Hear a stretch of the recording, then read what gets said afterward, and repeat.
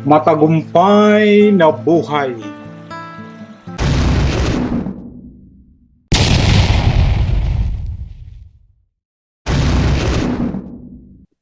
Tasks or mga dapat gawin sa ating community.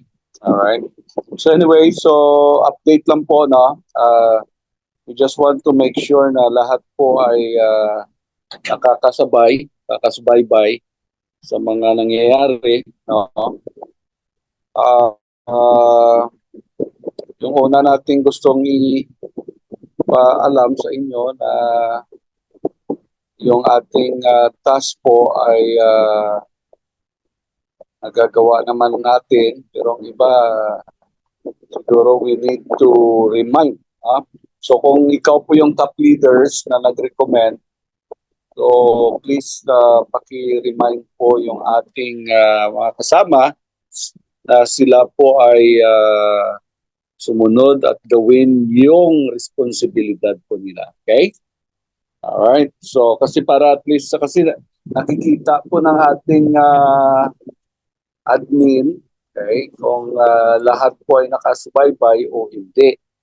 Okay? Pero so far wala pa namang ano nababanggit na walang gumagawa, pero sana nagagawa po natin lahat yung ating mga task. Okay? So nandiyan naman mga lahat ng directors. So paki-remind lang. Okay, another thing, gusto nating ipapatid sa lahat na si Pastor Felix ay patuloy nating ipag-pray kasi nga yun nga may mga atake ang kalaban, no? At ano pala siya, no? Natumba, no? Sa stairs, no? Pa ano nga, luhod, no? So kaya kahapon may nakita tayong mga sugat-sugat niya. So pray natin na gumaling na siya, no, as soon as possible para at least magawa na yung mga dapat rin gawin, okay, sa ating community. Okay? And another thing, isa sa mga pwede natin gawin ay remind din natin yung mga members ng Kingdom community natin na kung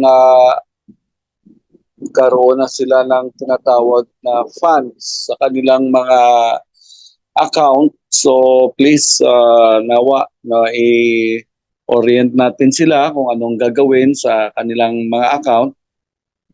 Kasi para isang page lang tayo, alam natin yung direksyon, yung ginagawa natin bilang isang leader, okay, ng community. All right? So kayo po bilang mga top directors, so make sure na nasubaybayan po natin kung meron na po silang natanggap na funds or na-activate na po ang kanilang mga accounts para, okay, updated po tayo. Okay? Yun yung tinatawag na well-informed. Okay? So mga misinformed hanggang ngayon, nalilito pa rin, ano, hindi alam kung ano nangyayari at siya ay confused kasi misinformed. So ang uninformed naman, wala talaga kasi wala talaga siyang nasagap na balita o ano man nangyari. Ang iba ay may salary na siya, nag-observe pa rin kung ano nang nangyayari. Naobserbahan pa rin niya kung ano nang nangyayari na hindi niya alam na may nangyari na. Okay?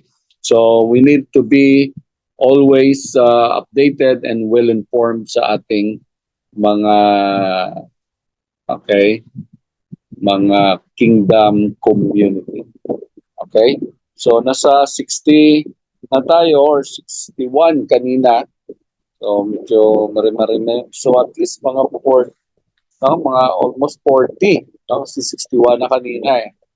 ang hindi pa nakakapasok. So hope na ma-remind natin sila next time sa ating meeting sa top 100 Kingdom community. Okay? So another thing, no, kasi ang aking update lang ito kung ano lang nasagap natin na balita. Okay, yun lang po ang nais nating i-update. Okay, so alright. So no, may mga names naman dito sa mga kung sino na pasama sa Kingdom community. So remind po natin sila lalo na yung mga nag-recommend. Alright? Para talagang maka-join sila sa panahon na tayo ay merong Zoom meeting. Okay? So please be reminded na kinakailangan po mag-join po talaga sa ating top 100 Kingdom community leaders. Okay? So we need to make sure na mapasama kasi para sila alam nila po yung mga nangyayari kasi kapag ma-miss po kasi nila ito, so ano tayo, pabalik-balik po tayo. Okay? So ayaw naman po nating mangyari yon.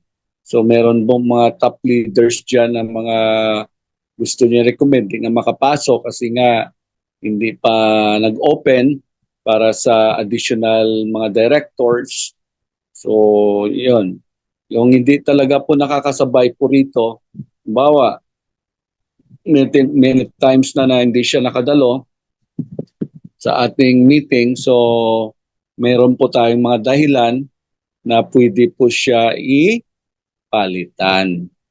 Kaya tayo po ay we have grace.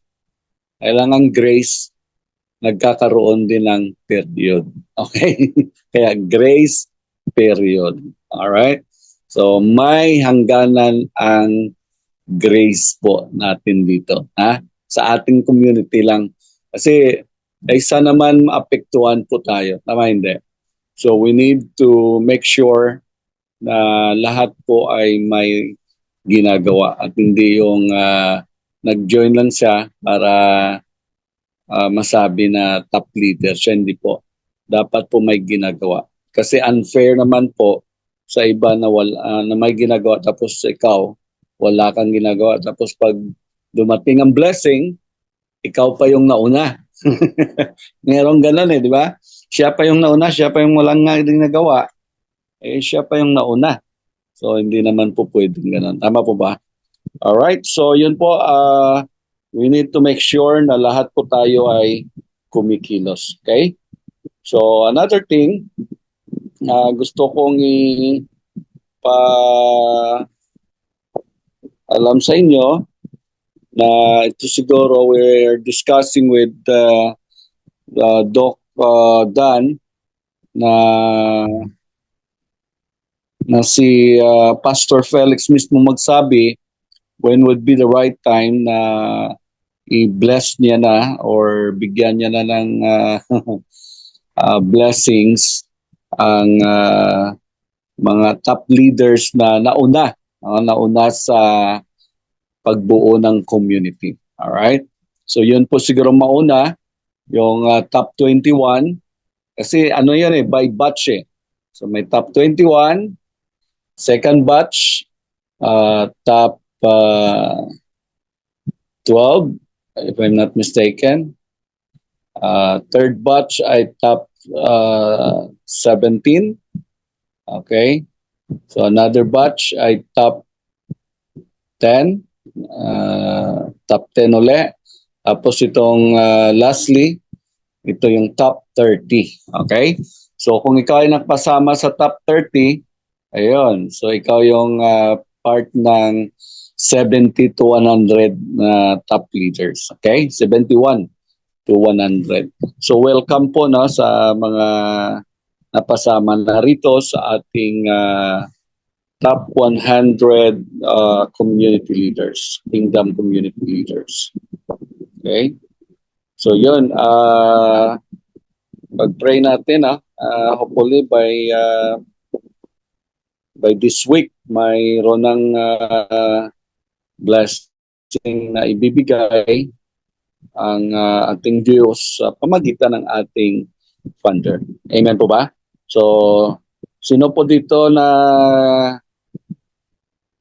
gusto na makatanggap ng ng biyaya mula sa kalangitan? Okay, kalangitan muna. Naririnig niyo po ako? Amen. Hallelujah. Amen, amen. So, antay-antay lang natin. So, kami ni Doc Dan, sana nga, gusto ko nga papasukin siya nga ngayong gabi. Lang, sabi Doc Dan, wag muna siguro kasi nagpapagaling pa ng sugat niya. So, pag-pray natin na pag maayos na yon. So, within this week, we pray na meron na tayong good news na masasagap. Kasi alam mo po ang iba, to see is to believe. No? Hindi niyo po pa ba nakita sa iyong mga mata na may mga funds ka sa account mo, hindi mo pa ba pinapaniwalaan yon? Yon. Gusto nila makita Nakita na nga nila, kaya ang gusto nila, ang ibig pa sabihin nila, nahawakan nila yung cash. Hello? Ganon ang tao ngayon meron na ba dyan? Kasi ang tiyan niya naghihintay, kaya meron na ba dyan? Meron na ba ang siyang matatanggap? So, digital na po tayo ngayon. Kaya, anytime, actually, sabi ko, Dok, pwede na nga tayo mag-withdraw dyan kasi nakikita na nga natin. Kung crypto lang, may crypto naman kami. Hindi. So, kung sa ebidensya, may ebidensya na po tayo, hawak na hawak nyo na. Tama po ba? So, clear na po yun. Na talagang may blessings. Ako personally, naniniwala talaga ako na meron. Okay? So, ang gawin nyo na lang, kayo bilang mga top leaders, by faith, matatanggap nyo na. Kasi ako, by faith din, ay matatanggap ko araw-araw. Okay? So, God is with us because He is our Emmanuel. Always remember at Suya. Thank you very much. See you for our next video. God bless you. God bless you.